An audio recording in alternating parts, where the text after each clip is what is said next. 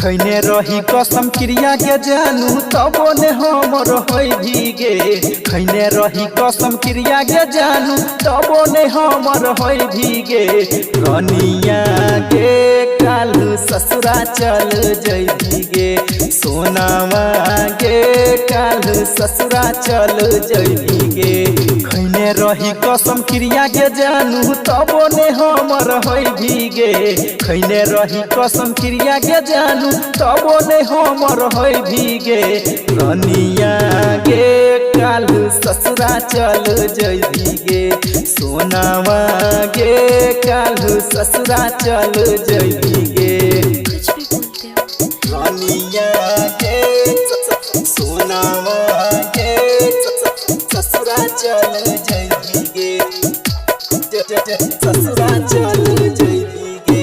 DJ ओम सागर जिला सुपौल बिहार। मानैत रहियो तोरा जानो से ज्यादा गे।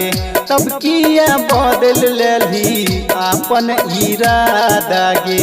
अपन इरादा गे। मानैत रहियो तोरा जानो से ज्यादा गे। तब किया बदल लेली अपन इरादा गे। पियावा वाला नाम के मेहदी हाथ में अपना रचे बही गे। सैया के नाम के मेहदी अपन हाथ में रचे बही गे।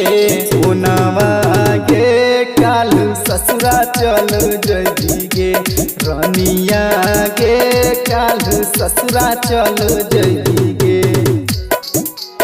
रनिया सोनावा ससुरा चल जइबीगे।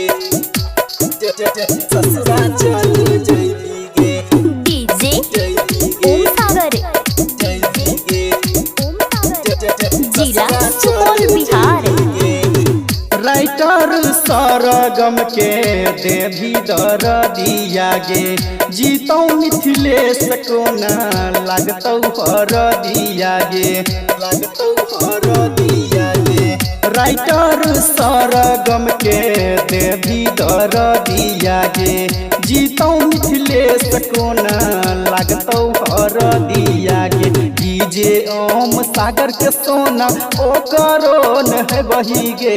संजय प्रेम दीवाना के जानू ओकरो न है बही गे।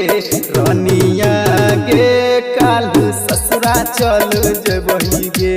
सोनवा गे काल ससुरा चल जइबही गे। ओम सागर म्यूजिक।